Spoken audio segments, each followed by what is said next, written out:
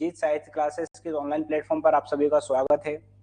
जीत साहित्य क्लासेस ने आपके लिए एक इनिशिएटिव स्टार्ट करा है एपी को लेकर, जो भी रिसेंट में ही इसका आयोग ने एक कैलेंडर जारी करा है। तो जीत साहित्य क्लासेस आपके लिए एपी की सारी क्लासेस लेके आ रहा है। हम सबसे पहले स्टार्ट करेंगे कि एपी के अंदर होता क्या है। सबसे पहले हम एग्जाम जो प्लान है एमपीपीएससी का जो एग्जाम लेता है थोड़ा सा उसको डिस्कस कर लेते हैं कि एमपीपीएससी असिस्टेंट प्रोफेसर के लिए हमसे क्या डिमांड करता है और हमें क्या तैयारी रणनीति रखना चाहिए। तो यहाँ पे दे रखा है हमें सहायक प्राध्यापक एपी का सिलेबस दे रखा है हमें 2024 का एग्जाम योजना।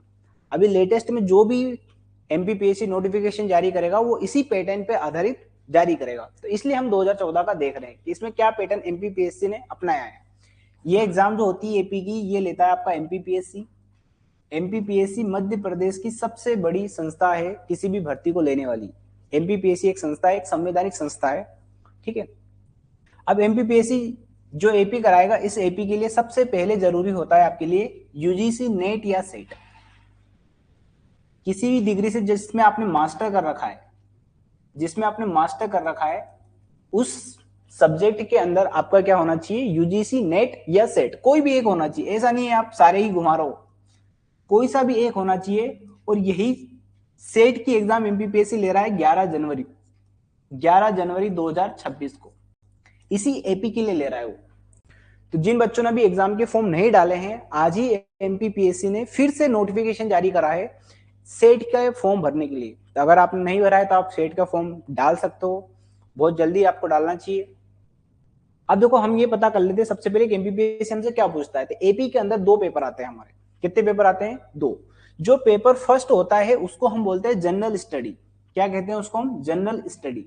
और इस जनरल स्टडी के अंदर आपसे एमपी का एक सिलेबस अभी हम डिस्कस करेंगे। उस एमपी से आपसे पूछेगा 50 क्वेश्चन, 5 यूनिट है, हर यूनिट से वो एप्रोक्स 8, 9, 10 क्वेश्चन के लगभग पूछेगा वो।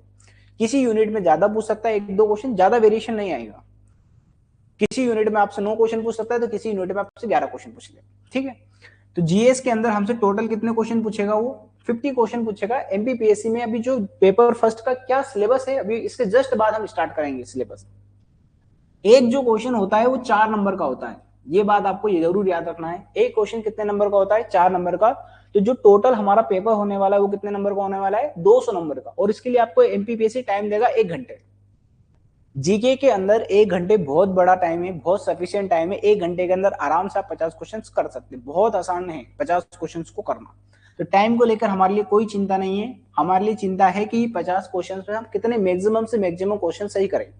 और हमारा मुहिम इसीलिए चालू करी हमने कि ताकि बच्चा ज्यादा से ज्यादा क्वेश्चन सही कर पाए। और हमारा टारगेट भी है कि हम 45 प्लस क्वेश्चन सही करें। कितने क्वेश्चन सही करें? 45 क्वेश्चन की बोल रहा हूं मैं, क्वेश्चन सही करना है। ये बात मार्क्स नहीं, क्वेश्चंस को बोल रहा हूं मैं। 45 क्वेश्चन का टारगेट हमारा, इतना हम इजीली बना सकते हैं। 4-5 क्वेश्चन हमेशा एमपीपीएससी में ऐसे टफ आते हैं और उसके पीछे भगने की आवश्यकता भी नहीं है हमें, क्योंकि उससे आपका कभी सिलेक्शन नहीं रुकेगा। जो उसके पीछे भगेगा उसका सिलेक्शन जरूर रुकेगा, ठीक है। बात समझ में आ गई? फिर एक और पेपर होता है जिसको हम बोलते हैं पेपर 2। और ये पेपर 2 जिस सब्जेक्ट में आपने मास्टर कर रखा है, जिस सब्जेक्ट में आपने पीएचडी कर रखा है, जिस सब्जेक्ट में आपका मास्टर है, तो मास्टर हो उसी सब्जेक्ट में, या तो आपकी पीएचडी हो, या आप क्या कर सकते हो, यूजीसी नेट कर सकते हो या सेट कर सकते हो, कुछ भी आपके पास हो, तभी आप एलिजिबल हो असिस्टेंट प्रोफेसर के लिए, ठीक है बच्चों। ये जो पेपर सेकंड होने वाला है ये होने वाला है आपका 150 क्वेश्चंस का, ये बात आपको याद रखना है। और एक क्वेश्चन जो होता है वो 4 नंबर का होता है। कितने नंबर का होता है? 4 नंबर का। तो टोटल मार्क्स आपके कितने बन गए? 600। तो 600 मार्क्स का हो गया। और 3 घंटे का क्या होगा आपका टाइम दिया जाएगा, अलग से होगा। ये पहले पेपर फर्स्ट होगा, फिर पेपर सेकंड होगा। टोटल अगर नंबर देखोगे तो ये टोटल नंबर हो गया आपका 800। इस 800 से आपका कट ऑफ बनेगा, बात याद रहेगी। टोटल कितने क्वेश्चन हो गए? 200 क्वेश्चन हो गए। और कितने मार्क्स के हो गए हमारे? 800 मार्क्स के हो गए।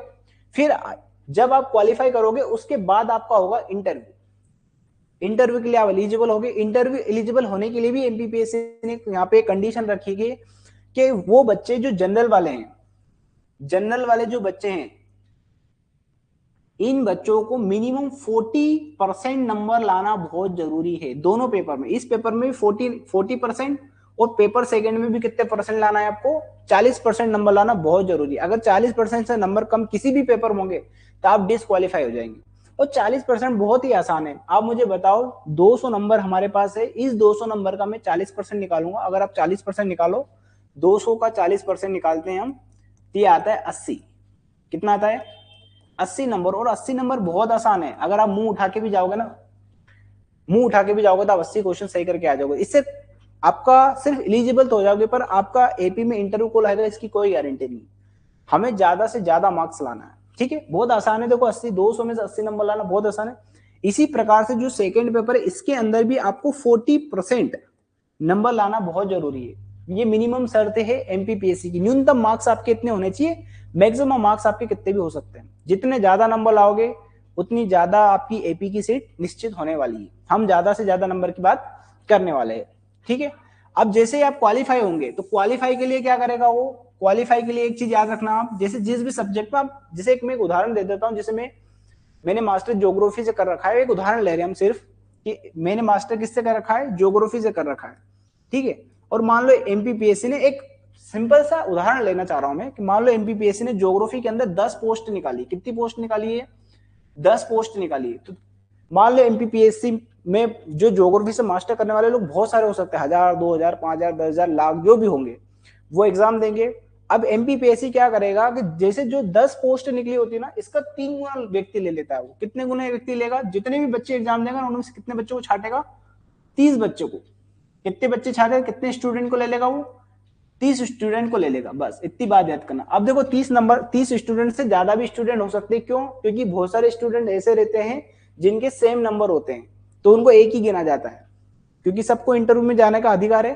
तो एमपीपीएससी क्या करता है, जो भी पोस्ट रहती है ना उसका 3 गुना बच्चों को लेता है इंटरव्यू के लिए। तो क्या होगा, इंटरव्यू के अंदर आपको 3 व्यक्ति में से एक व्यक्ति को चुन लेगा। सीधी सी बात है, 3 व्यक्ति में से एक व्यक्ति को क्या कर लेगा, वो इंटरव्यू में क्वालिफाई कर लेगा और उसका कट ऑफ बना के डाल देगा, कहो क्या उनका एपी। बात याद रहेगी। बहुत सिंपल सा एग्जाम प्लान है एमपीपीएससी का। बहुत सिंपल सा कंसेप्ट है कि 2 पेपर होते हैं, paper first, paper second. Paper first हमारे लिए जो होता है उसको हम बोलते हैं जनरल स्टडी। और ये सभी जितनी भी स्ट्रीम्स है हमारी, जिन्होंने मास्टर होती है, सबके लिए कॉमन है। सबके लिए कॉमन है। किसी के लिए ऐसा नहीं है कि मैं ज्योग्राफी कर रहा हूँ तो क्या मेरे लिए अलग है, क्या? नहीं, सभी के लिए कॉमन है। क्या है, इसीलिए इसको जनरल स्टडी बोला है, सबको आना चाहिए, सभी के लिए। ये बात याद रहेगी आपको। ये सभी के लिए 50 क्वेश्चन। और मैं कह रहा हूं 50 क्वेश्चन में से 45 क्वेश्चन भी सही कर सकते हैं, बहुत आसान है। 45 क्वेश्चन भी सही करते हो आप, देखो कितने नंबर आ जाएंगे आपके।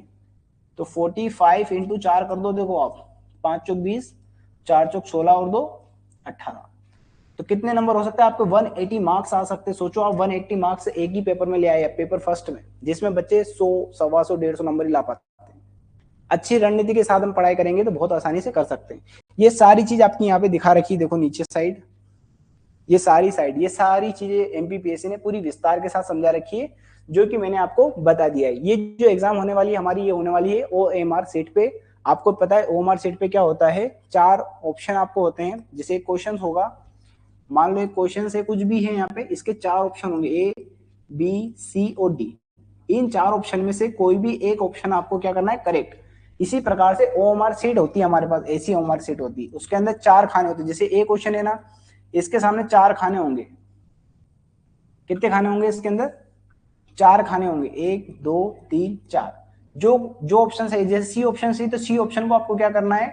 ब्लैक के पेन से आपको डार्क करना है, इसको भरना है और पूरा भरना है। कुछ बच्चे क्या गलती कर देते हैं, ऐसे भर के आ जाते हैं बस, तो आधा दिखता है इसमें, आधा भरा और आधा नहीं। ऐसा क्वेश्चन जब भी करोगे तो वो क्वेश्चन आपका रिजेक्ट माना जाएगा। इसलिए हमेशा ऑप्शन को हमेशा पूरी तरीके से भरना है और ओनली ब्लैक के पेन से भरना है। इस बात का आपको ध्यान रखना है, ठीक है बच्चों। बड़े आगे यही सारी चीजें यहाँ पे बता रखी है। अभी हम एमपीपीएससी का सिलेबस डिस्कस कर रहे हैं। ये जो एमपीपीएससी में जो जनरल वाले बच्चे होते हैं उनको क्या करना पड़ता है? 40% क्वेश्चन, 40% नंबर लाना बहुत जरूरी है जनरल वालों को। बाकी जितने भी लोग हैं, जैसे एसटी, एससी, ओबीसी, पीएच वाले जो व्यक्ति है, इनको 10% की छूट दी गई है। तो एससी एसटी वालों को कितने चाहिए? एससी एसटी ओबीसी वालों को कितने चाहिए? ये जो हमारे फिजिकल दिव्यांगजन जो होते हैं, इनके लिए कितने नंबर चाहिए? मिनिमम 30%। टोटल मार्क्स में से 30% लाना भी बहुत, अभी मैंने बताया ना 40% मार्क्स कितने होते हैं? 80 नंबर। 30% कितना होगा? 60 नंबर। बहुत आसान होता है 200 में से 60 नंबर लाना, ठीक है। बात याद रहेगी। बहुत सिंपल सी चीजें यहाँ पे आप दिखा रखी है, सारा दिखा रखा है। फिर देखो इसने एक और बात बोल रखी है कि जो 100 नंबर का जो इंटरव्यू होगा, आपका जो इंटरव्यू होगा 100 नंबर का, इसके अंदर कोई मिनिमम मार्क्स नहीं है कि आपको इतने मिनिमम मार्क्स लाने ही पड़े, कितने भी आ सकते, हो सकता है आप 100 में से 95 ले आए, हो सकता है आप 75 ले आए, हो सकता है आपको 50 आ जाए, हो सकता है आपको 10 नंबर भी दे वो। ऐसा होता है एमपीपीएससी में, कुछ बच्चों को 16-16 नंबर भी दिए, ऐसा भी होता है। तो सोचो हमें 10-15 मिनट का इंटरव्यू होता है, 10 से 15 मिनट, कितने मिनट, 10 से 15 मिनट का इंटरव्यू होता है, और इसके अंदर आपको सोचो आपको 75, 80, 94 तक नंबर दिए गए हैं, 94 नंबर, सोचो 94% बन गए उसके, सोच रहे हो आप। तो बात याद रहेगी आपको, बहुत सिंपल सा कंसेप्ट है एमपीपीएससी का जो एग्जाम प्लान है, एग्जाम योजना है, ये उम्मीद है मुझे आपको समझ में आ गई होगी। आज का हमारी जो चर्चा का जो विषय है वो है एमपीपीएससी जो पेपर फर्स्ट है उसका सिलेबस क्या है, क्या उसके अंदर हमें पढ़ना है। ठीक है बच्चों, बढ़े आगे। तो हम पेपर फर्स्ट का सिलेबस डिस्कस कर लेते हैं कि पेपर फर्स्ट के अंदर क्या सिलेबस हमसे पूछना चाहता है एमपीपीएससी।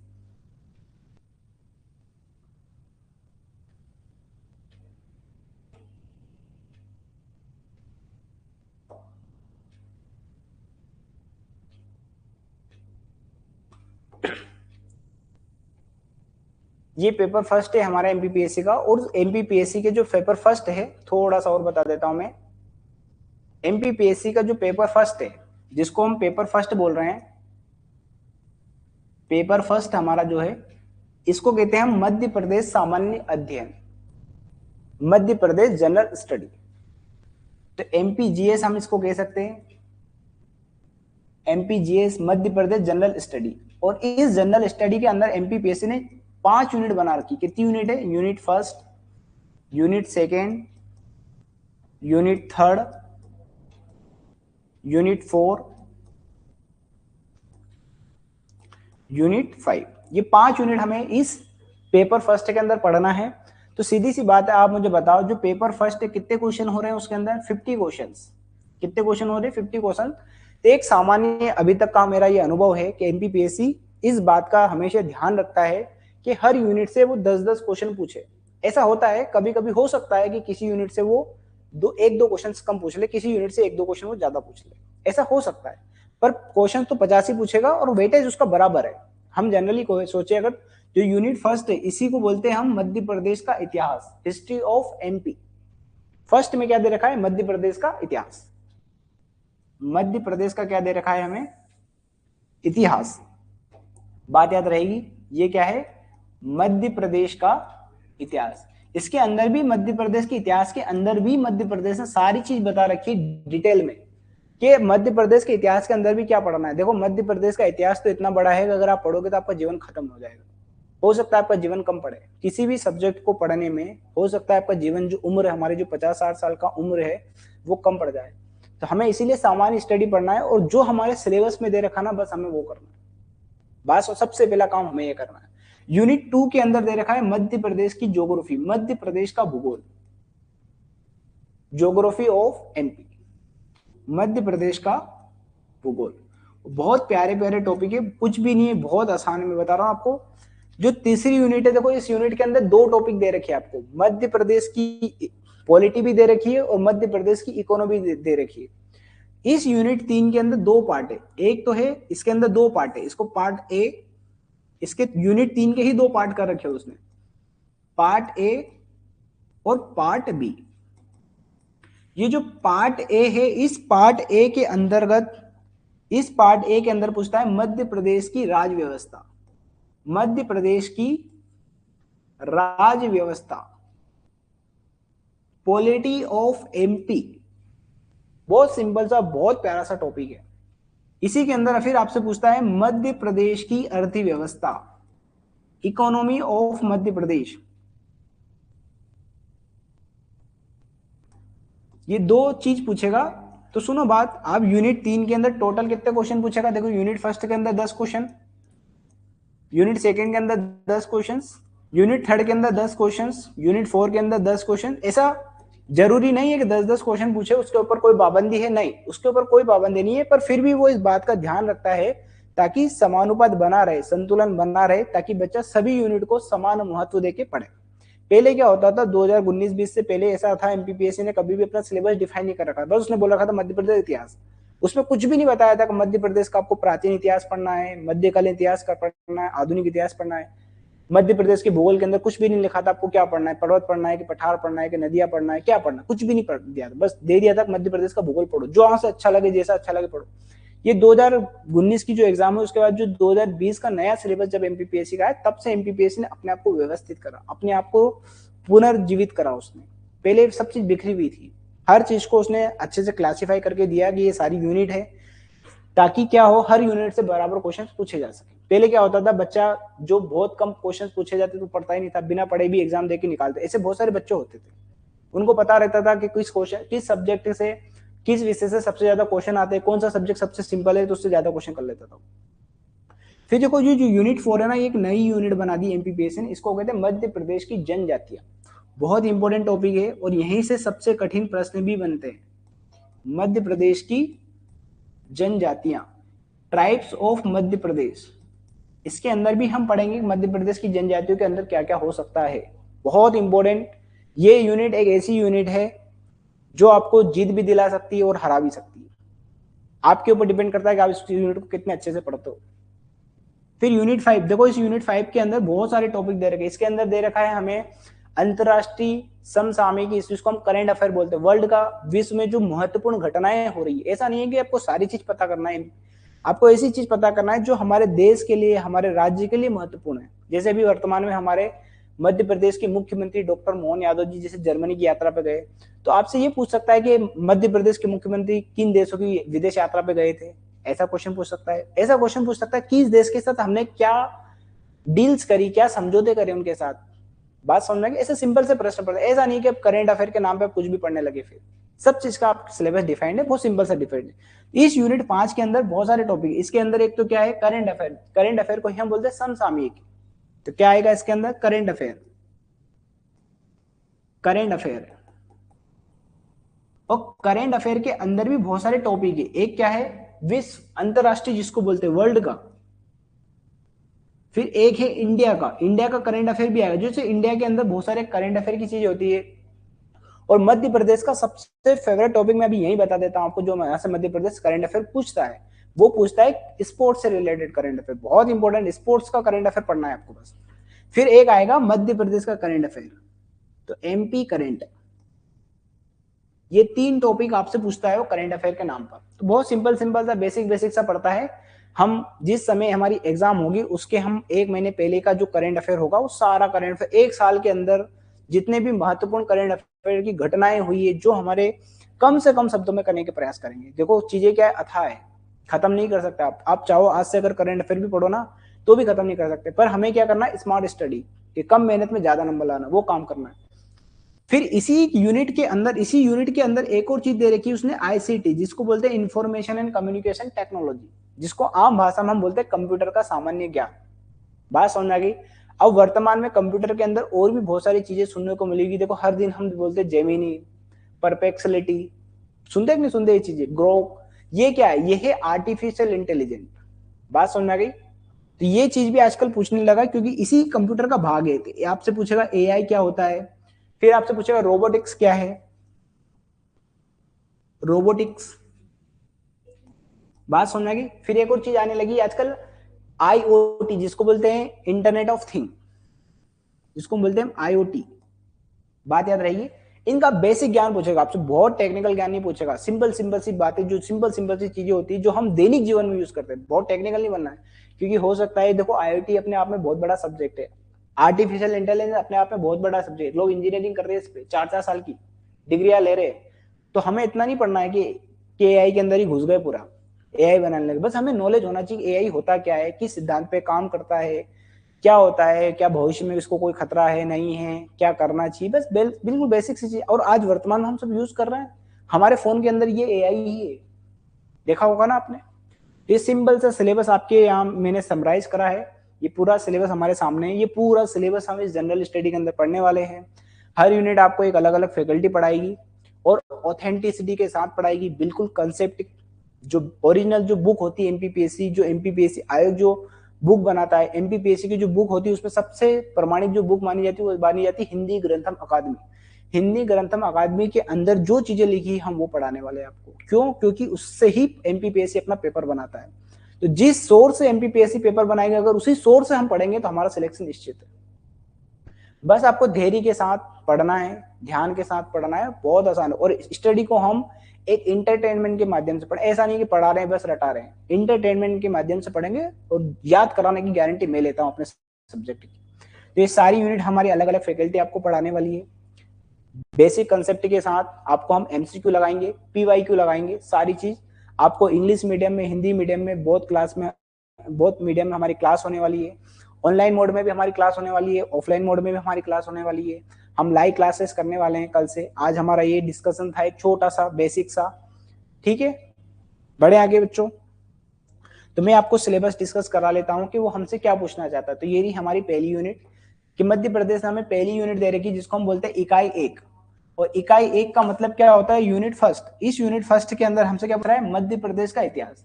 और आपने एक सामान्य, अगर आप विद्यार्थी हैं, आप तो वैसे हम मास्टर से, कुछ लोग हो सकते हैं जिन्होंने पीएचडी कर रखी हो, तो बहुत ही सिंपल सी चीज जो हिस्ट्री होती है, हिस्ट्री के भी 3 पार्ट होते हैं। एक होता है प्राचीन इतिहास, एक होता है मध्यकालीन इतिहास और एक होता है आधुनिक इतिहास। तो इसी इतिहास को और डिफाइन करके बता दिया एमपीपीएससी ने हमें, क्या बता दिया? मध्य प्रदेश का प्राचीन इतिहास पढ़ो। इस प्राचीन इतिहास के अंदर भी बहुत सारे पार्ट होते हैं। फिर पूछ रहा है हमसे मध्य प्रदेश का मध्यकालीन इतिहास बताओ, मध्यकालीन इतिहास बता देंगे। फिर इसी मध्य प्रदेश का आपसे पूछ रहा है आधुनिक इतिहास बताओ, और उस आधुनिक इतिहास के ही टॉपिक है हमारे मध्य प्रदेश का स्वतंत्रता आंदोलन।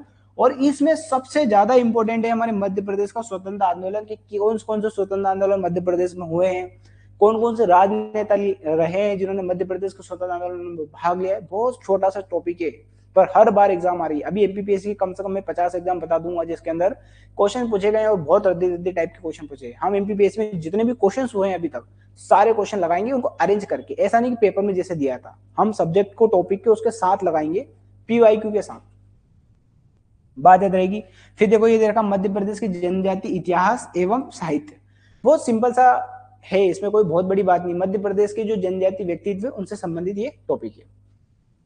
इंग्लिश मीडियम में भी देख लीजिए आप, हमारी जो क्लासेस है वो दोनों बोथ मीडियम में होने वाली है। दोनों लैंग्वेज को हम लेके चलेंगे, आपको किसी भी प्रकार की कोई समस्या नहीं होने वाली है। बात याद रहेगी, कोई समस्या नहीं होने वाली है। हमारा काम यही है कि हम आपकी पढ़ाई को आसान बनाएं, सिंपल बनाएं। ये दे रखा है यहाँ पे हिस्ट्री ऑफ मध्य प्रदेश। इसके अंदर सबसे पहला टॉपिक दे रखा है आपको एंशिएंट हिस्ट्री ऑफ मध्य प्रदेश। इस एंशिएंट हिस्ट्री के अंदर भी बहुत सारे टॉपिक हमें पढ़ना होते हैं, ठीक है। फिर दे रखा है हमें medieval history of Madhya Pradesh. Medieval history के अंदर भी बहुत सारे सब टॉपिक्स आपको मिलने पड़ेंगे, जैसे कि मध्य प्रदेश के अंदर आपको सल्तनत काल पढ़ने को मिलेगा, मध्य प्रदेश के अंदर मुगल काल पढ़ने को मिलेगा। ऐसी बहुत सारी चीजें आपको पढ़ने को मिलेगी। फिर देखो यहाँ पे दे रखा है modern history of Madhya Pradesh. Modern history के अंदर आपने देखा होगा बहुत सारी हमने रियासतें पढ़ी है, ब्रिटिश का शासन पढ़ा है मध्य प्रदेश के अंदर, ठीक है। बहुत बुंदेलखंड, बघेलखंड, होलकर्स, इन सबको पढ़ेंगे हम। फिर हमारे जो फ्रीडम मूवमेंट इन मध्य प्रदेश आएगा और फ्रीडम फाइटर ऑफ मध्य प्रदेश, ठीक है। बड़े आगे कोई समस्या? ये सिलेबस हमारे सामने है। फिर अगली यूनिट हमारे पास आती है जिसको हम कहते हैं मध्य प्रदेश का भूगोल। मध्य प्रदेश का भूगोल, मुझे ऐसा लगता है कि मध्य प्रदेश में सबसे सिंपल अगर कोई चीज है तो है मध्य प्रदेश का भूगोल। इतना प्यारा, सिंपल, अच्छा टॉपिक है ये। एक बार पढ़ोगे जीवन भर आपको काम आएगा। हर टॉपिक में कोई सी भी ऐसी एग्जाम नहीं है मध्य प्रदेश की जिसमें ये क्वेश्चन, इससे मध्य प्रदेश के भूगोल से क्वेश्चंस नहीं आते। कोई सी भी एग्जाम, एमपीपीएससी से लेकर आप कोई सी भी एग्जाम ले लो, ईएसबी की छोटी एग्जाम भी ले लोगे, उसके अंदर मध्य प्रदेश का भूगोल आता है। अब देखो इस मध्य प्रदेश के भूगोल के अंदर भी आपसे क्या पूछना चाह रहा है? भौगोलिक स्थिति बताओ, मध्य प्रदेश का विस्तार बताओ। और भूगोल के अंदर क्या पढ़ना पड़ता है हमें? पर्वत, पठार, मैदान, नदी, झील, बस। और क्या है बताओ मुझे? यही तो पढ़ना है हमें, तो ये सारी चीज पढ़ेंगे। फिर इसका सबसे इंपॉर्टेंट जो चीज आती है वो आती है जलवायु। और आजकल मध्य प्रदेश इस जलवायु से संबंधित प्रश्न भी बहुत अच्छे अच्छे क्वेश्चन पूछने लगा है, बहुत कंसेप्चुअली क्वेश्चन पूछने लगा है, जिसमें थोड़ा सा दिमाग लगाना पड़े। ऐसा नहीं है कि किताब के अंदर लिखा है और रट के आगे और करने लगे, नहीं। आपने समझा होगा उस चीज को तभी आप उस चीज को कर सकते हो, और ये चीज हम सब सिखाएंगे आपको। मुझे एमपीपीएससी का 10 साल का अनुभव है और मैं एमपीजीके ही पढ़ाता हूँ, ठीक है बच्चों। फिर देखो इसके अंदर क्या दे रखा है जलवायु के अंदर। तो जलवायु के अंदर बहुत सारी चीज होती है, जैसे जलवायु के अंदर तापमान होता है, वर्षा होती है, पवन होता है, मानसून होता है, सारी चीज हम इसके अंदर पढ़ेंगे। फिर ये दे रखी है हमें मध्य प्रदेश की मिट्टियां, ये तापमान वापमान सब, ये ऊपर वाला है इधर, ठीक है। फिर देखो प्रकार वन, वन उपज।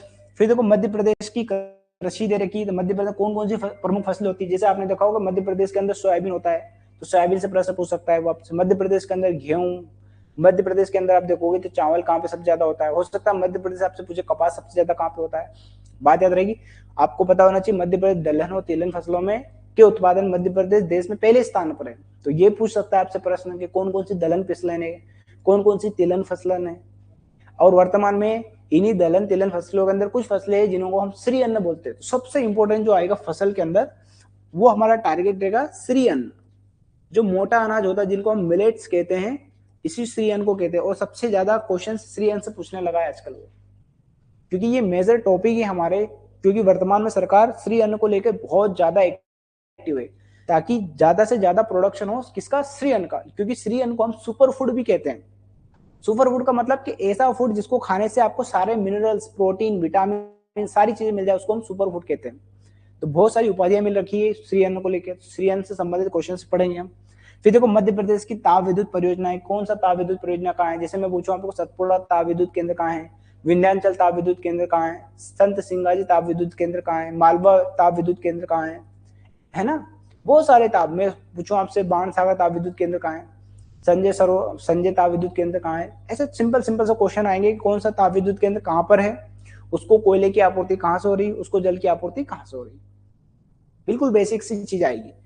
और इसके अंदर भी सबसे ज्यादा इंपॉर्टेंट है, आजकल हम बोलते हैं इसको गैर परंपरागत ऊर्जा स्रोत। गैर परंपरागत ऊर्जा स्रोत का मतलब होता है जिसको हम रिन्यूएबल एनर्जी भी कहते हैं, नवीनीकरण ऊर्जा कहते हैं। नवीनीकरण ऊर्जा का मतलब होता है ऐसी ऊर्जा जिसका उपयोग करने से कोई सी प्रकार का कोई प्रदूषण नहीं फैलता, जैसे कि सौर ऊर्जा। आपने देखा होगा सौर ऊर्जा से, जब सौर ऊर्जा को हम सोलर पैनल के माध्यम से एनर्जी में कन्वर्ट करते हैं तो आपको धुआं नहीं दिखेगा कि धुआं निकल रहा है। उसी की तुलना में आप देखोगे ऐसा स्थान जहां पे ताप विद्युत ऊर्जा, जहां पे हम कोयले से विद्युत ऊर्जा बना, देखना उसके ऊपर कितना सारा प्रदूषण निकलेगा। वो प्रदूषण वायुमंडल में जाता है, पूरे वायुमंडल में जाके क्या करता है, CO2 का क्या करता है, उत्सर्जन करता है। और वही CO2 आज हमारे लिए सबसे ज्यादा घातक साबित हो गई। CO2 हमारे लिए बहुत जरूरी है, क्योंकि CO2 के माध्यम से पृथ्वी का तापमान बैलेंस रहता है। पर क्या है, जरूरत से ज्यादा कोई चीज हो जाती है ना, अच्छी चीज भी जरूरत से ज्यादा खराब होती है। इस बात को हमेशा ध्यान रखना। आप बात समझ में आ गई। पढ़ाई करना है हमें, ये भी जरूरी है। हमें इंजॉयमेंट करना है, ये भी जरूरी है। पढ़ाई के साथ इंजॉयमेंट करेंगे तो हमारा भविष्य भी, सिर्फ इंजॉयमेंट करेंगे तो भविष्य खराब है, सिर्फ पढ़ाई करेंगे तो हमारी हेल्थ खराब है।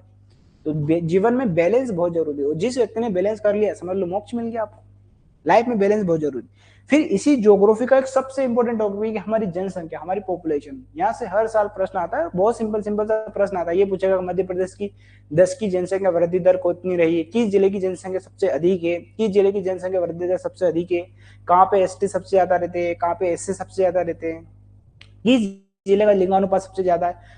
यही 10 साल 12 साल होगा, अभी 15 साल हो गए MPPSC को, तो यही प्रश्न पूछ रहा है। 2011 की जो जनगणना है वही पूछ रहा है। बताओ अब 2011 की जनगणना हुए कितने साल हो गए, आज 15 साल होने वाले। सोचो वही से क्वेश्चन आ रहा है, पूछेगा। उसके पास कुछ है ही नहीं पूछने के लिए। अभी नई जनगणना होने वाली 2027 में, जब तक तो यही पूछेगा।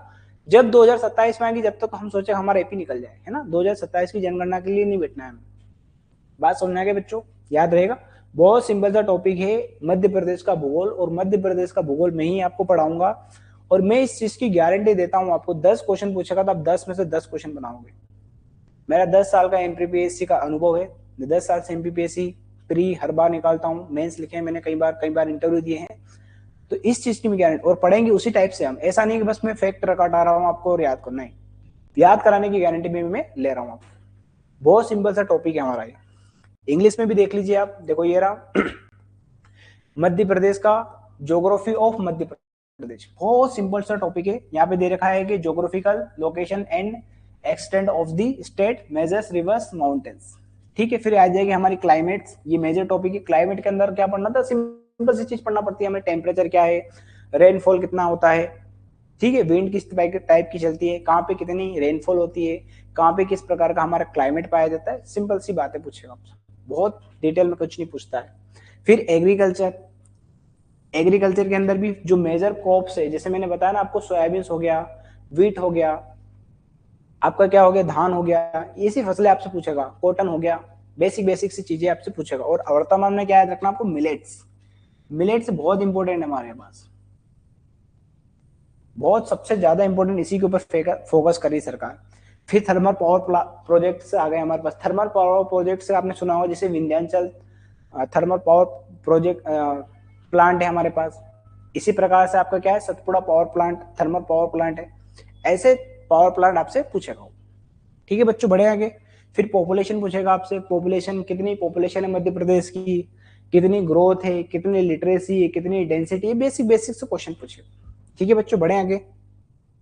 फिर अगली यूनिट हमारे पास आती है यूनिट थर्ड। हर यूनिट आपको अलग अलग पढ़ाने वाले सब। देखो मैंने बताया था आपको, जो यूनिट थर्ड है, इस यूनिट थर्ड के अंदर दो टॉपिक है मध्य प्रदेश। एक तो मध्य प्रदेश की राज्य व्यवस्था है, जिसको हम पॉलिटी बोलते हैं।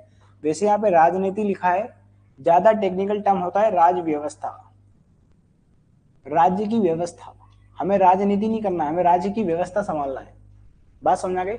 फिर यहाँ पे है अर्थव्यवस्था। देखो यहाँ पे अर्थव्यवस्था कितना अच्छा लिखा उसने, चाहता तो यहाँ पे भी बोल सकता था वो अर्थशास्त्र, पर नहीं, अर्थशास्त्र नहीं पढ़ना हमें, सब्जेक्ट स्पेसिफिक हमें तो अर्थव्यवस्था पढ़ना है कि जो हमारे दैनिक जीवन में जो काम आ रही, जैसे हमारे राज्य की जीडीपी, जीएनपी, प्रति व्यक्ति आय, जो पीसीआई जो बनता है, ये सारी चीज आपसे पूछा वैसे, ये बात याद रहेगी। तो इसके अंदर यूनिट थर्ड के अंदर दो यूनिट है। देखो यहाँ पे देखो बढ़ गए ना यूनिट, यूनिट थर्ड थोड़ी सी हमारे पास बड़ी है। इस यूनिट को हम दो भागों में बांट के पढ़ेंगे। पार्ट ए जो होता है उसको बोलते हैं मध्य प्रदेश की राज्य व्यवस्था। और मध्य प्रदेश की राज्य व्यवस्था के अंदर सबसे सिंपल जो होता है, देखो सबसे पहला व्यक्ति कौन आता है मध्य प्रदेश की राज्य व्यवस्था के अंदर, राज्यपाल। और मैं ये गारंटी देता हूं आपको कि ऐसा कोई पेपर नहीं है मध्य प्रदेश का जिसके अंदर राज्यपाल ना पूछा हो, क्योंकि मध्य प्रदेश की राजनीति राज्यपाल के बिना है ही नहीं।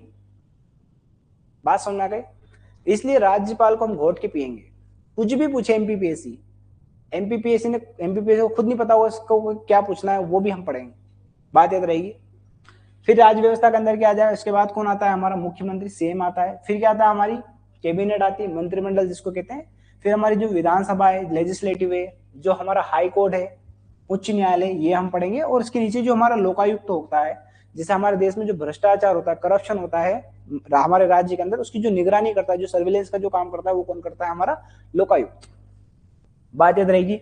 फिर राज्य का सचिवालय, एक्चुअल में हमारे मध्य प्रदेश की, हमारे देश की जो व्यवस्था संभालते हैं वो सचिवालय, सेक्रेटरी ही संभालता है। सेक्रेटरी के अंदर मतलब जो आईएएस आईपीएस जो अधिकारी होते हैं ना, इसी को सचिवालय के अंदर रखते हैं। बात याद रहेगी, सिंपल सा लॉजिक ऐसा याद करना है। तो इसके अंदर क्या आएगा, हमारा मुख्य सचिव आएगा, संभाग आयुक्त, क्योंकि मुख्य सचिव कहाँ होगा, ये हमारी कैपिटल्स में होता है, जहां पे हमारी राजधानी होती है हमारे राज्य की, वहां पे होता है मुख्य सचिव।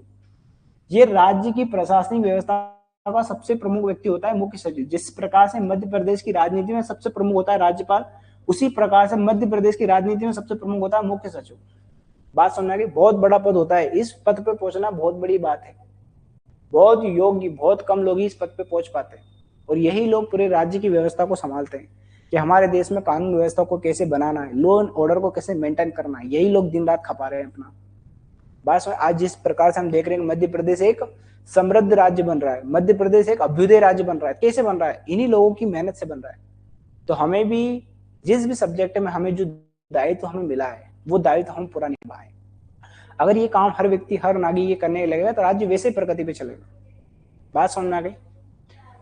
फिर पुलिस कमिश्नर व्यवस्था आ जाएगी, जो पुलिस व्यवस्था होती है, जिसके अंदर एसपी डीएसपी जो आते हैं। फिर जिला प्रशासन आ जाएगा। फिर नगरीय प्रशासन, ये वाला जो टॉपिक है ना नगरीय प्रशासन, ये मोस्ट इंपोर्टेंट है, एमपीपीएससी का सबसे फेवरेट टॉपिक है एमपी पॉलिटी के अंतर्गत। ये टॉपिक सबसे ज्यादा इंपॉर्टेंट है मध्य प्रदेश का नगरीय प्रशासन। आपने सुना होगा जो स्थानीय जो स्वशासन मतलब लोकल हमारी गवर्नेंस होती है, उसके अंदर ये सबसे इंपॉर्टेंट टॉपिक है। यहाँ से हर साल प्रश्न होता है, आप उठा के देखिए प्रश्न को, उस प्रश्न में आपको ये दो चीज जरूर मिलेगी, एक तो ये राज्यपाल और ये स्थानीय स्वशासन, जिसको हम लोकल गवर्नेंस कहते हैं। ये चीज हमेशा मिलेगी आपको देखने को, इस पे स्टार लगा लो आप, हमेशा मिलेगी। और इसका हम ऊपर से नीचे तक पढ़ेंगे जितना हो सकता है। फिर मध्य प्रदेश के कुछ कमीशन से दे रखे हैं, जैसे मध्य प्रदेश निर्वाचन आयोग, क्योंकि हमारे मध्य प्रदेश के अंदर भी चुनाव होते हैं, इलेक्शन होते हैं, तो उसको कौन कराएगा, तो राज्य निर्वाचन आयोग जिसको हम कहते हैं। राज्य के अंदर भी निर्वाचन आयोग होते हैं, हर राज्य के अपने अपने होते हैं।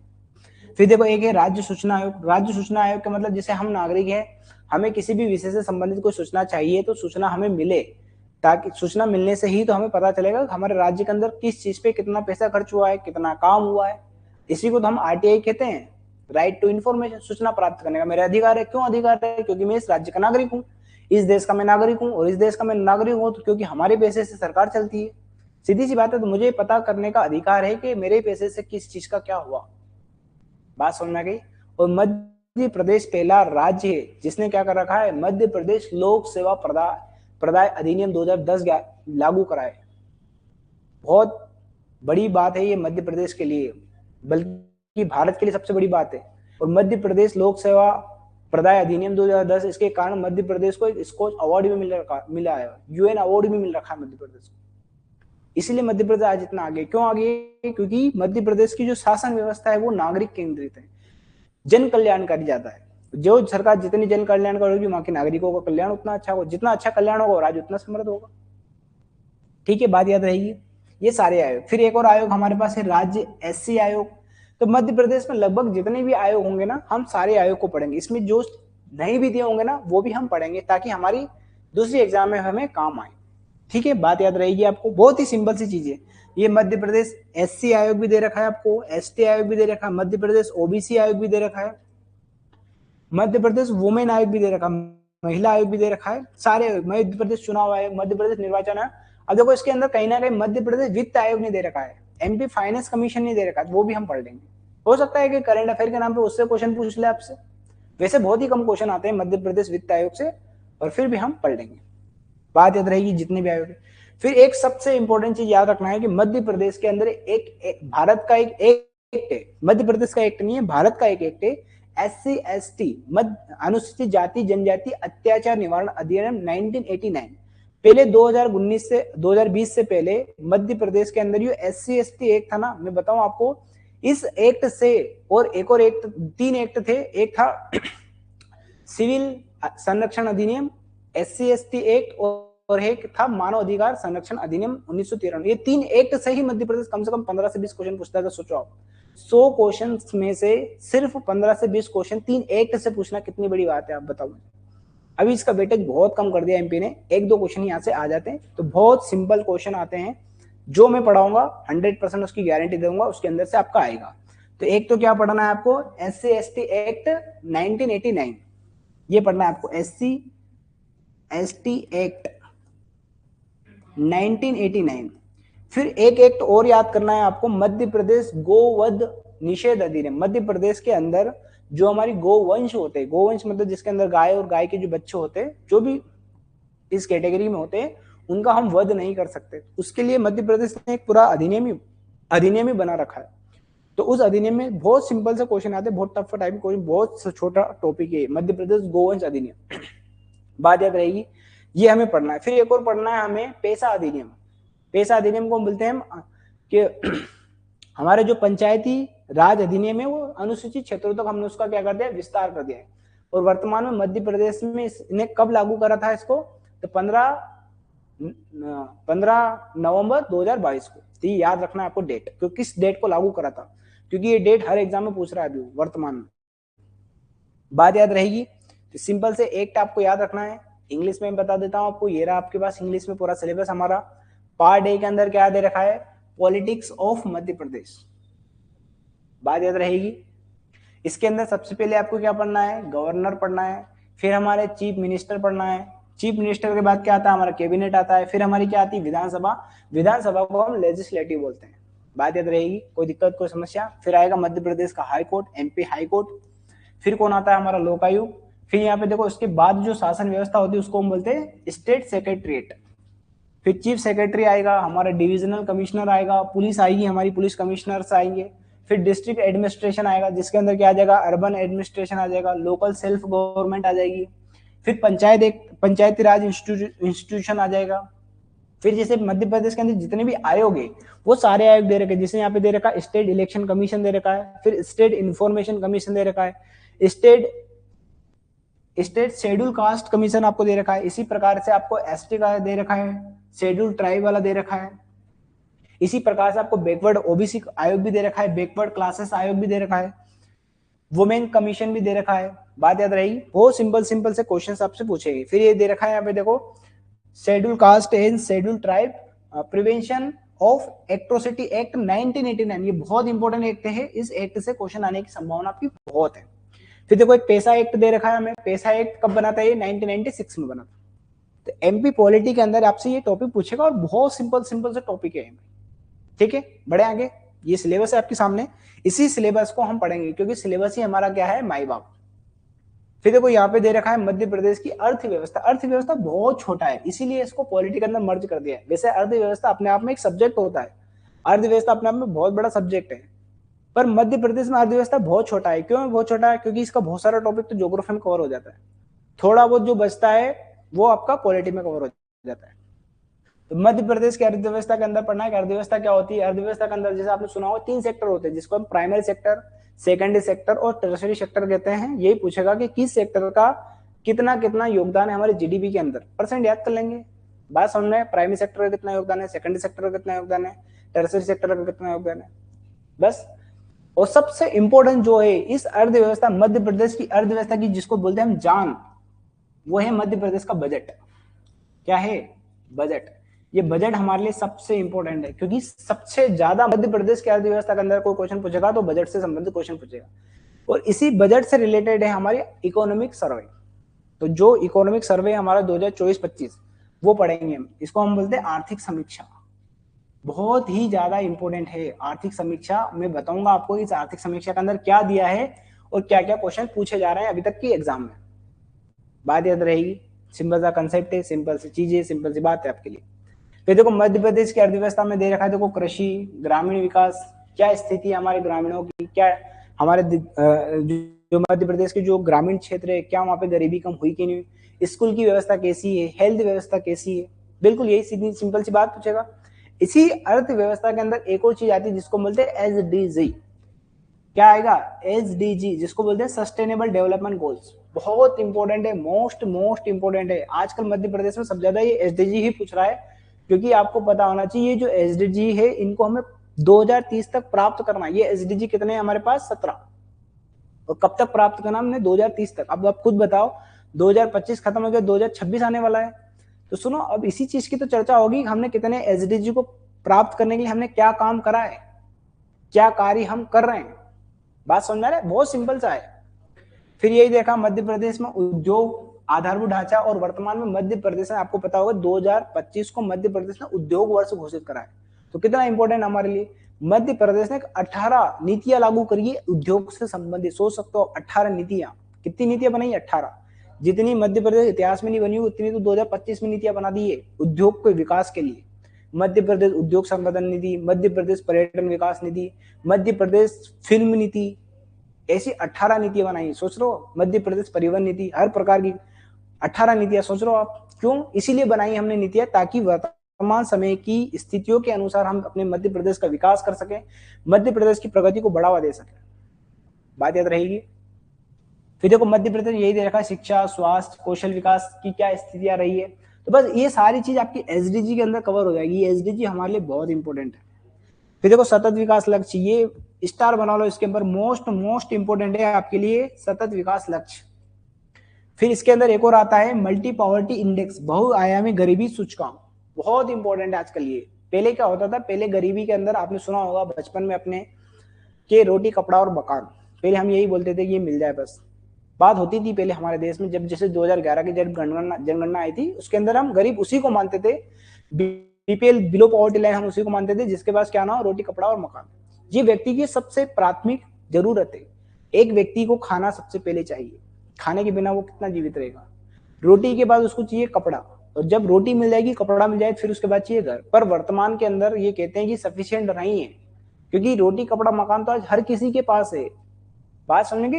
अब ये भी देखना पड़ेगा उसके साथ क्या उसको शिक्षा मिल रही है, क्या उसके पास स्वास्थ्य सुविधा उपलब्ध है जो अन्य व्यक्ति को उपलब्ध है। ऐसा ना हो कि कोई व्यक्ति के पास रोटी कपड़ा मकान तो है पर स्कूल तक नहीं जा पा रहा हो, तो वो भी गरीब है ना, क्योंकि अमीर तो एजुकेशन ले रहा है। बात समझेंगे। हेल्थ का मतलब जैसे मान लो किसी व्यक्ति को कोई बीमारी हो गई, इलाज इतना महंगा है वो करा ही नहीं पा रहा है। जैसे कैंसर की बीमारी देखी होगी आपने, बहुत सारे लोग किडनी फेल हो जाती है, बहुत खराब तरह की बीमारी आने लगी है आजकल। तो क्या व्यक्ति इलाज करा पा रहा है कि नहीं करा पा रहा है, बेसिक सुविधा उसको मिल रही है कि नहीं मिल रही। इसीलिए तो भारत सरकार आयुष्मान भारत योजना लेके गरीबों के लिए 5 लाख तक आप इलाज करा सकते हो, और 5 लाख तक के अंदर हम मैक्सिमम बीमारियों का इलाज करा सकते हैं, एक गरीब आदमी करा सकता है। बहुत अच्छी योजना है सरकार, ऐसी कई योजनाएं चला रही सरकार।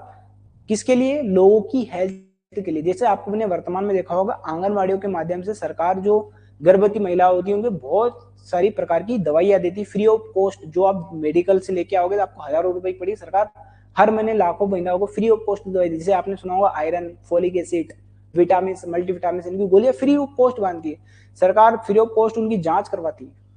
ये इसीलिए करा रहे हैं ना ताकि हर व्यक्ति, हमारे देश का जो व्यक्ति होता है वो सबसे बड़ा साधन है, सबसे बड़ा संसाधन है, सबसे बड़ा रिसोर्सेस है। अगर वो हमारे डेवलप्ड होंगे तो हमारा देश विकसित होगा, उन्हीं के आधार पर विकसित होगा। बात समझ गई? इसीलिए सरकार सब इन सभी चीजों पे काम कर रही है। पढ़ना है, बहुत सिंपल टॉपिक, देखो ना आप कितनी यूनिट है, कितना टाइम लगे, थोड़ा सा टाइम लगे, खत्म। फिर अगली यूनिट हमारे ये इंग्लिश में भी देख लीजिए आप, बहुत सिंपल सा। हम दोनों मीडियम में आपको बराबर गुणवत्ता के साथ, समानता के साथ पढ़ाने वाले हैं। इसमें कोई निश्चिंत, कोई भी डरने की बात नहीं है आपको सर हिंदी में पढ़ाओगे इंग्लिश में पढ़ाओ, बोथ मीडियम में पढ़ाएंगे, बराबर कंसेप्ट आपको समझाया जाएगा। और जिस चीज में हमें कोई चीज आसान रहेगी, कभी कभी क्या होती है कोई चीज हमें हिंदी में बहुत अच्छी याद रहती है तो हम हिंदी के माध्यम से याद करेंगे, कोई चीज होती है हमें इंग्लिश के माध्यम से बहुत अच्छी याद रहती है, हम इंग्लिश के माध्यम से पढ़ेंगे। बात समझ आ गई? बात याद रहेगी, बहुत लैंग्वेज में हमें कोई दिक्कत आने वाली नहीं है। ये मध्य प्रदेश की इकोनॉमी दे रखा है, यहाँ पे दे रखा है overview of the economy of Madhya Pradesh. फिर दे रखा है देखो status of agriculture and rural development in Madhya Pradesh. फिर क्या दे रखा है देखो डेवलपमेंट है ना of industry and infrastructure framework in Madhya Pradesh. फिर status of education, health, skill development in Madhya Pradesh. बहुत सिंपल सी चीजें। फिर status of Madhya Pradesh in sustainable development goal में मोस्ट इंपोर्टेंट है आपके लिए एसडीजी। एसडीजी मोस्ट इंपोर्टेंट है किसी भी राज्य की प्रगति को नापने के लिए। और मल्टी पॉवर्टी इंडेक्स, बात याद रहेगी, ये रहा एक और यहाँ पे दे रखा। फिर दे रखा है देखो ईज ऑफ डूइंग बिजनेस। पहले क्या होता था आपने सुना होगा कि जब हम किसी उद्योग को लगाते थे, कोई भी व्यक्ति लगाना चाहता था तो उसको इतना घुमाया जाता था उसकी फाइल को। जैसे एक व्यक्ति को उद्योग लगाना होता था उसके पास इतने सारे रूल्स बना रखे थे कि कोई व्यक्ति अगर सोचता था कि मुझे अगर उद्योग खोलना है तो इतने सारे रूल्स मुझे फॉलो करना पड़ेंगे। वो जब रूल्स फॉलो कर लेता था तो उसकी एक पूरी पोथी बनती थी कि अच्छा ये सारी चीज लिखी, वो फाइल जाती थी आईएएस अधिकारी के पास, ठीक है, जो भी व्यक्ति के पास जाती थी वो व्यक्ति अपने पास रखता था। उसके पास काम ही इतना होता था उसको देख ही नहीं पाता था, तो वो अपनी फाइल रख के भूल जाता था। फाइल ही इतनी होती थी, इसी को बोलते थे हम लाल फीताशाही। लाल फीताशाही का मतलब कि आपकी फाइल आई थी, रखी, अभी देखा ही नहीं है कि आपने सही फॉलो किया कि नहीं कराया, चल रहा है तो चल रहा है। बात समझ आ गई? तो पहले व्यक्ति किसी भी इंडस्ट्री को लगाना बहुत आसान नहीं था, बहुत कठिन था, एडी चोटी का दम लगाना पड़ता था। इसलिए देखो अब गरीब लोग कहाँ इंडस्ट्री लगा पाते थे, इसलिए तो मजदूरी करते हैं गरीब लोग। नहीं तो सोचो गरीब लोग के पास तो बहुत टैलेंट है, बहुत दिमाग है उसके पास, तो बस उसको सुविधा मिल जाए बहुत अच्छा कर सकता है। और वर्तमान में बहुत सारे लोग कर रहे हैं, नए नए स्टार्टअप चला रहे हैं, नहीं चला रहे, कोई बहुत बड़े उद्योगपति थोड़ी चल रहा है, छोटे छोटे लोग, बहुत सारे 2 5 10 लोग मिलके बहुत अच्छा काम करने लगे हैं, क्योंकि थोड़ा सा उन्होंने पैसा इकट्ठा करा। अपना कॉन्सेप्ट ये स्विगी जोमेटो ये क्या है, छोटे छोटे लोगों ने इसको स्टार्ट करा। बात यह है इसको स्टार्टअप बोलते हैं कि कम पैसे में हम तुरंत स्टार्ट करें कोई चीज को, तो हम स्टार्ट कर पाए। इसके लिए क्या करेगी सरकार? इसके लिए सरकार क्या करे कि भैया आपको कोई भी उद्योग लगाना हो तो बहुत ज्यादा नियम कानून का पालन ना करना पड़े। आपका जो काम है, आप उद्योग लगाना चाहते हो, तुरंत आपका क्लियर करेंगे। वर्तमान सरकार ने गारंटी ले रखी है 30 दिन के अंदर आपका उद्योग लगेगा। 30 दिन के अंदर हम क्लियर करके दे देंगे आपको उद्योग लगेगा कि नहीं लगेगा। कितनी अच्छी बात है। पहले सालों तक ये चीज चलती थी, व्यक्ति का फाइल ही खत्म नहीं होती थी। बात याद रहेगी, सिंपल सा कंसेप्ट, इसको बोलते हैं सिंगल विंडो क्लियरेंस, एक खिड़की में सब खत्म। नहीं तो पहले बोलते थे इस विभाग में पास हो गया, अब दूसरे विभाग में जाएगी, दूसरे विभाग में पास हो गया, तीसरे विभाग में जाएगी, पहले जल विभाग में जाएगी, फिर भूमि वाले विभाग में जाएगी, है ना, राजस्व विभाग में जाएगी, सामान्य प्रशासन विभाग में जाएगी, कोई किसी और से संबंधित रेल विभाग से संबंधित कोई मुद्दा है तो रेल विभाग में जाएगी। ऐसे व्यक्ति का जीवन खत्म हो जाता था। तो क्या हम किसी राज्य में बहुत आसानी से उद्योग लगा सकते हैं क्या? तो पहले की तुलना में हमारे जो पिताजी थे, हमारे माताजी पिताजी के समय में देखना अब बहुत कम उद्योग, पर वर्तमान में आज हर कोई व्यक्ति उद्योग खोल सकता है, बहुत आसान है। और इसके लिए सरकार अभी वर्तमान में लोन भी प्रोवाइड करती है। बात समझना के, ठीक है। फिर देखो मल्टी पॉवर्टी इंडेक्स बहुत इंपॉर्टेंट हमारे लिए। मल्टी पॉवर्टी इंडेक्स आपसे यही पूछता है मल्टी पॉवर्टी इंडेक्स के अंदर हम क्या क्या पूछते हैं। तो बस आप इतना से याद रखना, रोटी कपड़ा मकान, तो उसके साथ एजुकेशन भी आ जाएगी, आपका हेल्थ भी आ जाएगा, स्वच्छता। देखो आज देखो पहले एक समय था हम स्वच्छता नहीं रखते थे, पर आज स्वच्छता हमारे जीवन के अंदर उतर गया, हमारे जीवन का एक अभिन्न अंग बन गया। क्यों बन गया है? क्योंकि सरकार ने उस पर बल दिया और सरकार ने माना है कि किसी भी व्यक्ति को स्वस्थ रहने के लिए सबसे ज्यादा जरूरी है स्वच्छता। स्वच्छता होगी तभी तो स्वस्थ होगा। पहले बीमारी ऐसे हो जाती थी, डेंगू मलेरिया क्या आम बीमारी थी, और ये क्यों होती है डेंगू मलेरिया? गंदगी के कारण। आपको पता है ना क्यों होती है डेंगू मलेरिया? मच्छर के कारण होती है। मच्छर क्या बनते हैं? पानी में। स्वच्छता अगर आपके पास होगी तो वैसे ही नहीं होगी बीमारी, वैसे नहीं होगी बीमारी तो आप वैसे स्वस्थ रहोगे। स्वस्थ रहोगे तो अच्छा काम करोगे, अच्छा काम करोगे सरकार राज्य की इकोनॉमी में आप भाग लोगे तो क्या होगा? मध्य प्रदेश की इकोनॉमी आगे बढ़ेगी। आपका भी कल्याण होगा, राज्य का भी कल्याण होगा, राज्य का कल्याण होगा, देश का कल्याण होगा, देश का कल्याण होगा, पूरे विश्व का कल्याण होगा। सिंपल सी बात है, समझ आ गई आपको बात? फिर यूनिट 4 है हमारे पास मध्य प्रदेश की जनजाति। वर्तमान में मध्य प्रदेश सबसे ज्यादा इसी पे बल दे रहा है कि मध्य प्रदेश की जनजाति पे, क्योंकि आपको पता होना चाहिए कि मध्य प्रदेश भारत का सबसे बड़ा जनजाति राज्य है। भारत की सबसे ज्यादा जनजातियां मध्य प्रदेश में रहती है। बात समझने के, क्योंकि मध्य प्रदेश की पहचान ही जुड़ी है जनजातियों से, इसलिए मध्य प्रदेश सरकार ने क्या करा, पूरी एक यूनिट रख दी है जनजातियों के लिए, क्योंकि हमें पता होना चाहिए मध्य प्रदेश की जनजातियों से संबंधित, क्योंकि हम आए दिन जनजातियों से काम करना है हमें। ठीक है, हमें हमारा जो मैक्सिमम समय किसी को पढ़ाने लिखाने में बीतेगा तो एससी एसटी के लोगों को पढ़ाने लिखाने में बीतेगा, इसलिए उनके कल्चर से हमें पता होना चाहिए एससी एसटी है क्या, क्या मुद्दे, क्या समस्या है, पता होगा तभी तो हम उस पर काम करेंगे। बात हो गई, समझ में आ गई? तो मध्य प्रदेश की क्या पढ़ना है हमें? जनजाति विरासत। फिर हमें पढ़ना है उनकी संस्कृति, फिर हमें पढ़ना उनका साहित्य। मध्य प्रदेश के संदर्भ में पढ़ना है, क्योंकि पूरे भारत में तो बहुत सारी जनजातियां रहती है, जो मध्य प्रदेश में उनके बारे में हमें पढ़ना है। तो 5-6 जनजातियां मध्य प्रदेश की प्रमुख प्रमुख जनजातियां, उनके बारे में हम बहुत ही डिटेल में बहुत ही अच्छे से पढ़ने वाले हैं। बात याद रही, ये सारी चीज दे रही। देखो मध्य प्रदेश में जनजातियों का भौगोलिक विस्तार, भौगोलिक विस्तार का मतलब मध्य प्रदेश में कहाँ पे किस प्रकार की जनजातियां रहती है।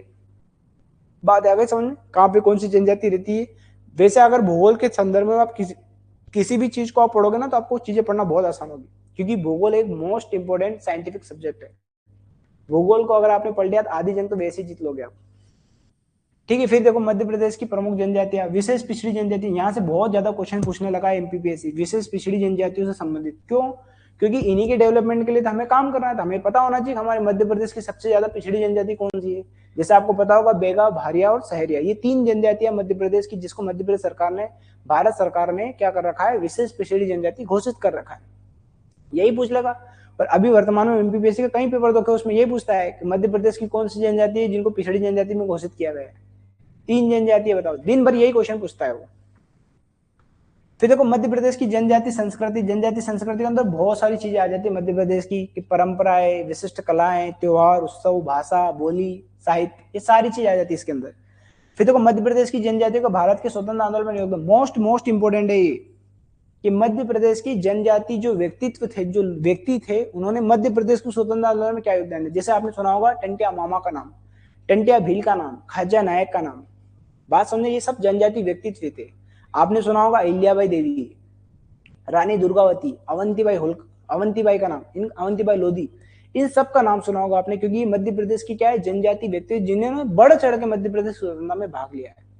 आपने गंजन सिंह कोरकू का नाम सुना होगा, राजा भवभूत सिंह का नाम सुना होगा, ये बहुत इंपॉर्टेंट है और वर्तमान में बहुत क्वेश्चन आ रहे हैं। मध्य प्रदेश सरकार इनके विकास के लिए बहुत काम कर रही है। और आपने सुना होगा हमारे प्रधानमंत्री, माननीय प्रधानमंत्री मोदी जी ने ये कहा है कि हमारे देश के वो व्यक्ति जिन्होंने हमारे मध्य प्रदेश मतलब हमारे देश की आजादी में महत्वपूर्ण योगदान दिए, अनसंग स्टोरी बोलते हैं इसको हम, ऐसे व्यक्ति को लाना, उनके योगदान को बताना कि अच्छा इन्होंने भी हमारे इतिहास में योगदान दिया है। सिर्फ ऐसा नहीं है हम 4-5 व्यक्ति को पढ़ रहे हैं और कह दे हमारे इन व्यक्तियों ने हमारे देश को आजाद करा, नहीं, सब लोगों की मेहनत से ये देश आजाद हुआ है। तो सारे लोगों को हमें अच्छे से पढ़ना है। तो कम से कम 10 से 15 लोग आपको पढ़ना पड़ेंगे इसके अंदर, मध्य प्रदेश के स्वतंत्र आंदोलन संबंधित एस के लोगों को। फिर एससी से ही संबंधित क्या है, प्रमुख संस्थान पढ़ना है। फिर क्या पढ़ना है आपको, संग्रहालय, क्योंकि मध्य जो जनजाति होती है, जनजाति क्या होती है, बहुत संकुचित क्षेत्र में रहती है, उनकी एक विशिष्ट संस्कृति होती है। उनकी विशिष्ट संस्कृति को बचाने के लिए सरकार क्या करती है, संग्रहालय बनाती है, ताकि उनकी जो विशिष्ट संस्कृति वो बची रहे। बात समझ में, संग्रहालय होता है, म्यूजियम जिसको हम बोलते हैं। ये सारी बातें याद रहेगी आपको। ये इंग्लिश के अंदर भी दे रखा है, देखो आप ये भी कर सकते हो। देखो ट्राइब्स ऑफ मध्य, ये मध्य मध्यानी है, ठीक है, प्रोनाउंस ये हो गया है पीपीटी बनाने में, मध्य प्रदेश। तो इसके अंदर आपको क्या करना है, हेरिटेज देखना है, folk culture and folk literature, बहुत इंपॉर्टेंट टॉपिक हमारे लिए इसमें दे रखा है। The geographical spirits of tribes in Madhya Pradesh. फिर क्या दे रखा है, constitutional provisions related to tribes, क्या संवैधानिक प्रावधान है, संविधान के अंदर क्या व्यवस्था कर रखी है एससी एसटी को लेकर, आपको ये भी पता होना चाहिए। बहुत सिंपल सी चीजें आपकी, क्योंकि इसको हम पॉलिटी के अंदर भी पढ़ेंगे। किसके अंदर पढ़ेंगे हम? पॉलिटी के अंदर भी पढ़ेंगे, क्योंकि पॉलिटी से रिलेटेड क्वेश्चंस है आपका। ठीक है, बात याद रहेगी। फिर देखो major tribes of Madhya Pradesh and PVTG बोलते हैं इसको, पर्टिकुलरली वल्नरेबल ट्राइबल्स ग्रुप्स। क्या बोलते हैं इसको? पीवीटीजी। बहुत इंपॉर्टेंट है हमारे लिए। इसी को हम, इसी के अंदर मध्य प्रदेश की 3 जनजातियां आती है, जिसको हम बेगा, भारिया और सहरिया कहते हैं। फिर ट्राइबल वेलफेयर प्रोग्राम्स, कि जनजातियों के कल्याण के लिए सरकार क्या क्या काम कर रही है, क्या नीतियां बना रही है, क्या योजना लेके आ रही है, कौन से संस्थान सरकार ने बनाए हैं। फिर देखो tribal culture of Madhya Pradesh, traditional, special art, festivals, ये बहुत सारी चीजें पूछ सकता है। हो सकता है कोई फेस्टिवल से, जैसे आपने सुना होगा भगोरिया। भगोरिया एक फेस्टिवल है भील जनजाति का, बहुत फेमस फेस्टिवल है। यही पूछ लेता है कि भगोरिया किस ट्राइब से जुड़ा हुआ फेस्टिवल है, तो भील जनजाति से। क्या होता है इसके अंदर, ये पूछ लेगा आपसे। बात सुनना के ऐसे सिंपल सिंपल चीज, बहुत ज्यादा डिटेल में नहीं पूछता है। फिर देखो यहाँ पे दे रखा है dialects and literature of Madhya Pradesh, tribals contribution to the freedom struggle और India and iconic tribal personalities. जैसे मैंने बोला ना कि टंटिया मामा, टंटिया भील, खाजा नायक, गंजन सिंह कोरकू, अवंतीबाई लोधी, ये सारे आपको इसके अंदर पढ़ने को मिलेंगे। शंकर शाह, रघुनाथ शाह, ये सारे नाम आपको देखने को यहाँ पे मिलेंगे। बात सुनना कि ये सिंपल सिंपल से टॉपिक आपके। सबसे लास्ट यूनिट है आपके पास, ये मैंने बताया आपको कि मध्य प्रदेश के अंदर ये सबसे लास्ट यूनिट जरूर रखा है आपको, अंतरराष्ट्रीय, इंटरनेशनल, नेशनल और मध्य प्रदेश करंट अफेयर आपको पढ़ना है। बहुत अंत समय में हम इसको कवर करेंगे। क्यों? क्योंकि आपकी जब एग्जाम होगी, उस एग्जाम के 15 से 20 दिन पहले तक का करंट अफेयर, आपका 1 साल का करंट अफेयर पूछता है वो। पर ऐसा निश्चित नहीं है कि 1 साल का ही करंट अफेयर पूछेगा, हो सकता है 2 साल तक का भी करंट अफेयर पूछ ले। जो इंपोर्टेंट करंट अफेयर है हमारा 2-3 साल के अंदर जो हुआ है, वो सारा हम पढ़ेंगे। बात याद रहेगी? कोई दिक्कत, कोई समस्या यहाँ पर? अभी देखो एमपीपीएससी जो एपी की जो एग्जाम होने वाली है, तो मध्य प्रदेश ने उसके लिए 3 चरण घोषित करे हैं। कितने चरण घोषित करे हैं? चलो अभी इस पे बाद में बात करें, थोड़ा सा पहले ये देख लीजिए। तो मध्य प्रदेश का क्या देखना हमें? अंतरराष्ट्रीय, इंटरनेशनल, नेशनल और करंट अफेयर। फिर देखो यहाँ पे दे रखा मध्य प्रदेश की महत्वपूर्ण समसामयिक घटनाएं, मध्य प्रदेश के अंदर कौन कौन सी घटनाएं हुई है। फिर जन कल्याणकारी योजनाएं, मोस्ट इंपोर्टेंट है। तो देखो मैं आपको बताता हूं कि मध्य प्रदेश सरकार ने वर्तमान में 3-4 साल के अंदर कौन कौन सी महत्वपूर्ण योजनाएं, प्रोग्राम्स चालू करे, पहली बात। दूसरा, मध्य प्रदेश के स्पोर्ट्स से संबंधित जो भी करंट अफेयर है मोस्ट इंपोर्टेंट हमारे पास। इस करंट अफेयर के अंदर हम क्या पढ़ेंगे? एमपी का स्पोर्ट्स। स्पोर्ट्स में एक होता है स्टैटिक और एक होता है करंट। तो स्टैटिक ना पढ़ के हमें क्या पढ़ना है? करंट वाले पढ़ना है। जैसे मैं अभी आपको वर्तमान में लेटेस्ट में ही उदाहरण बता रहा हूं कि आज हम लेक्चर रिकॉर्ड कर रहे हैं। कितनी तारीख को लेक्चर रिकॉर्ड कर रहे हैं? 16 तारीख को, 16 दिसंबर को लेक्चर रिकॉर्ड कर रहे हैं। अभी ही 1 महीने के अंदर 2-3 एग्जाम हुए। मैंने खुद ने एक असिस्टेंट रजिस्ट्रार का एग्जाम दिया था, 23 नवंबर को मेरा पेपर था।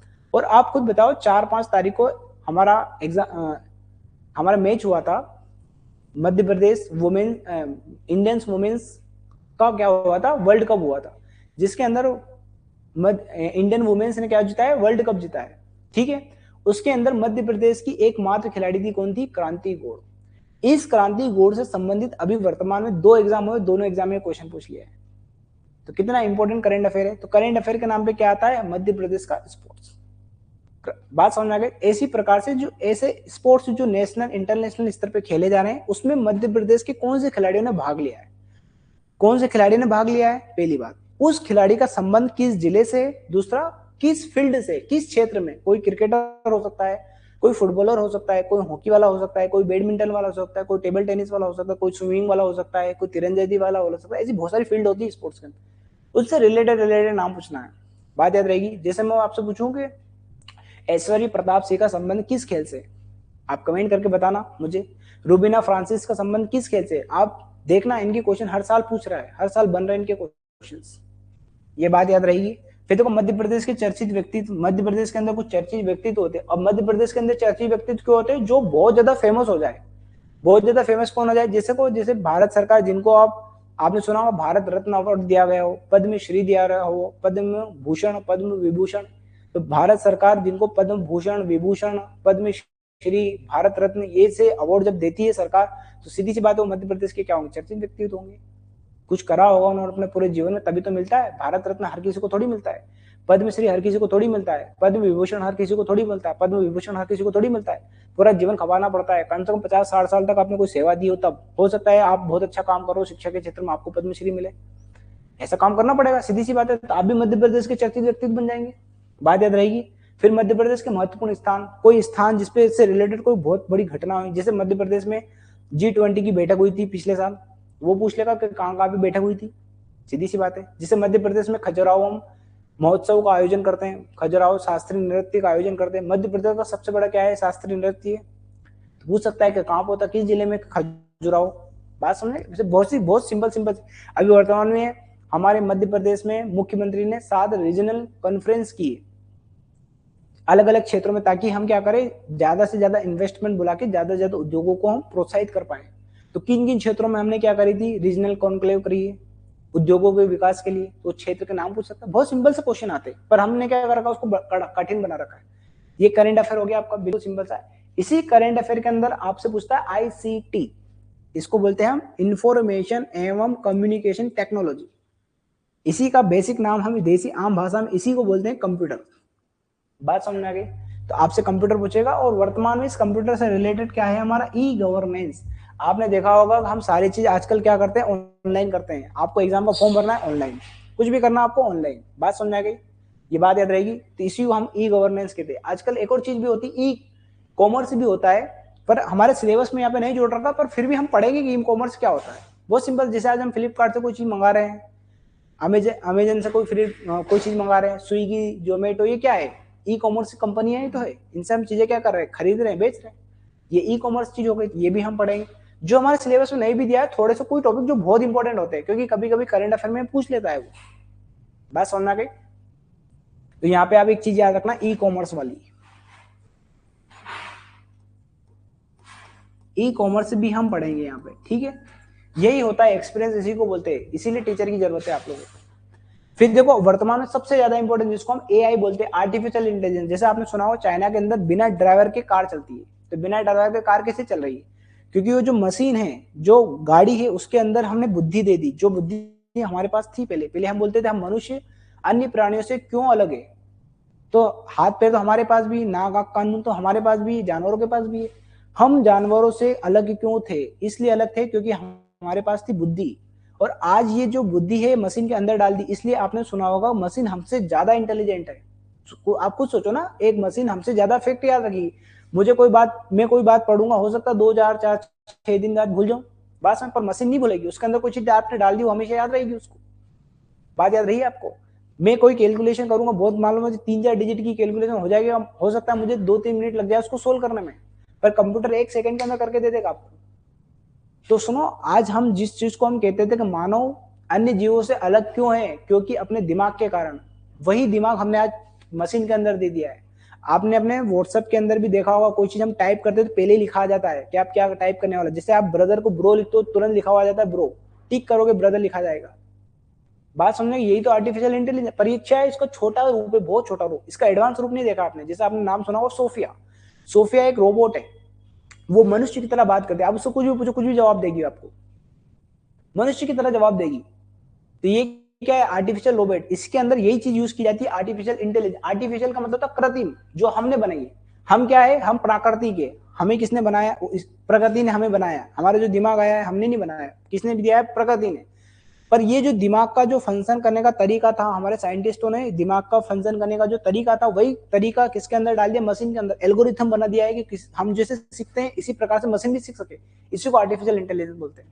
तो बहुत ज्यादा क्वेश्चन आने लगे आजकल आर्टिफिशियल इंटेलिजेंस नाम से। आपने सुना होगा कि एक आर्टिफिशियल इंटेलिजेंस हजारों व्यक्ति का काम 1 घंटे में कर सकती है। बात समझ में आ गई।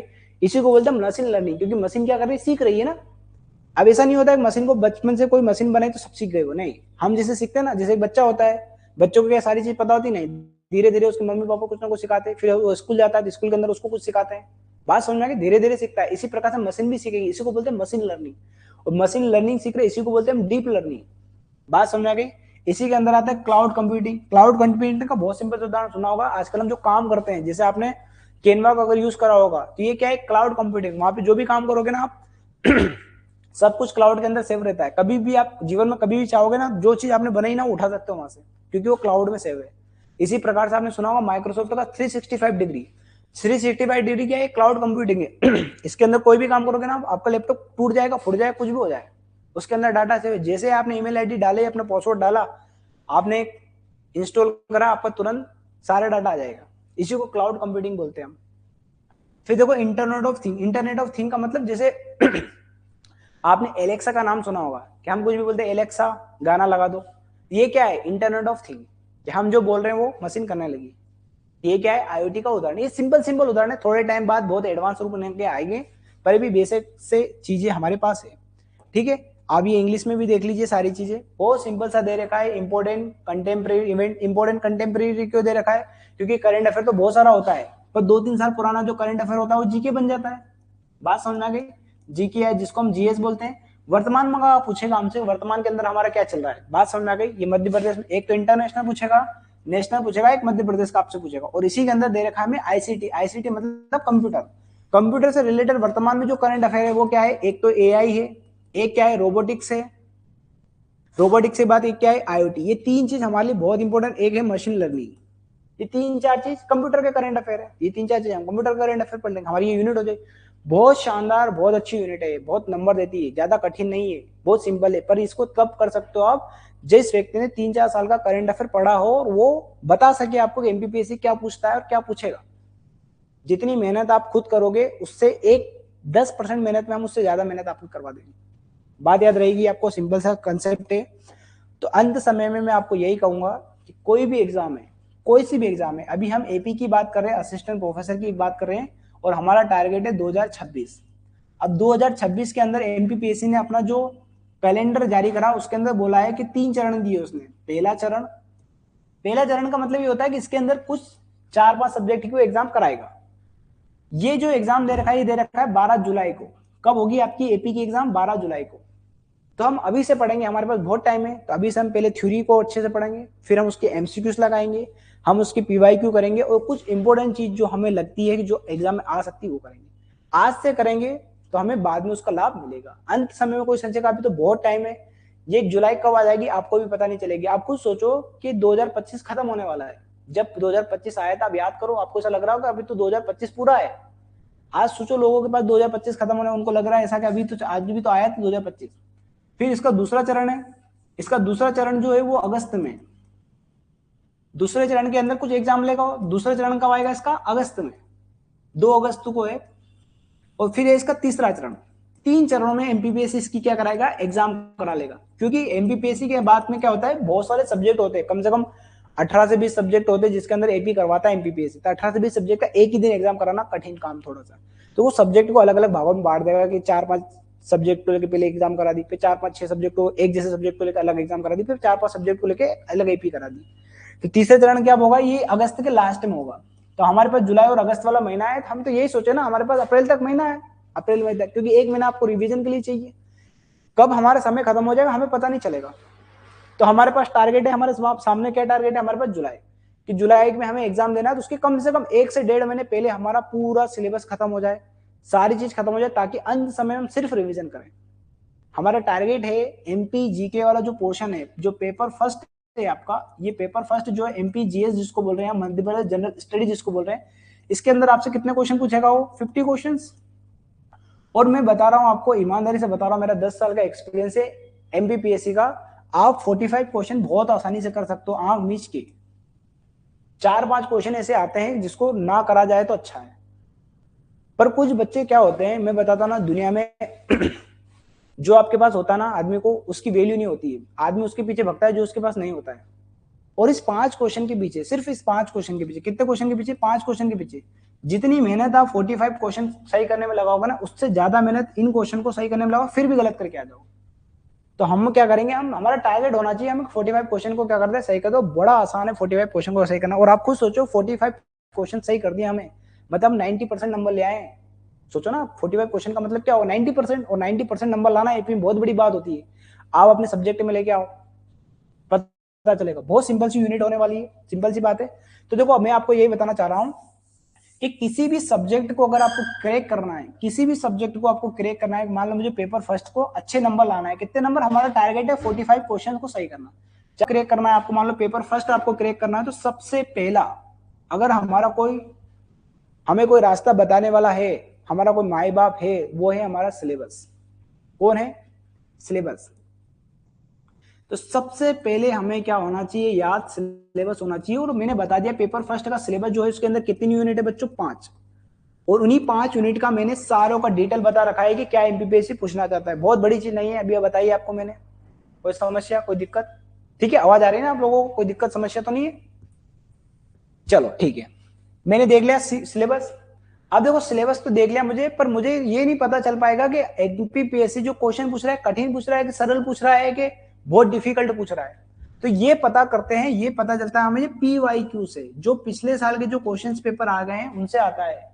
उससे पता चलता है कि एमपीपीएससी जो क्वेश्चन पूछ रहा है एपी के अंदर क्योंकि एमपीपीएससी तो बहुत सारे एग्जाम कराता है, असिस्टेंट प्रोफेसर के एग्जाम भी कराता है, एमपीपीएससी जो सिविल सर्विस होती है उसके एग्जाम भी कराता है, मध्य प्रदेश और भी बहुत सारे एग्जाम कराता है, जैसे आपने सुना होगा असिस्टेंट रजिस्ट्रार के एग्जाम कराता है, मध्य प्रदेश रिसर्च अनुसंधान होती है उनकी एग्जाम भी कराता है।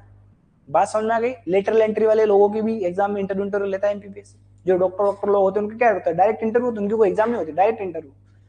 इन सबकी एग्जाम कराता है एमपीपीएससी। तो सबके अलग अलग पेपर होते हैं, तो सबका लेवल अलग अलग होगा। तो सीधी सी बात, हम क्या देखेंगे? पीवाईक्यू। पीवाईक्यू से हमें ये पता चलेगा कि एमपीपीएससी के जो क्वेश्चंस का लेवल क्या है। क्या है?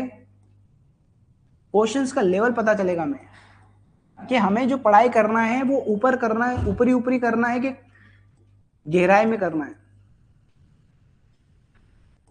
ये बात याद रहेगी आपको, हमें पीवाईक्यू।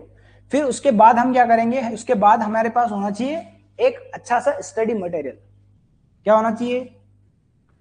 Study material. अब देखो स्टडी मटेरियल के नाम पे मार्केट में हजारों बुक है, हजारों।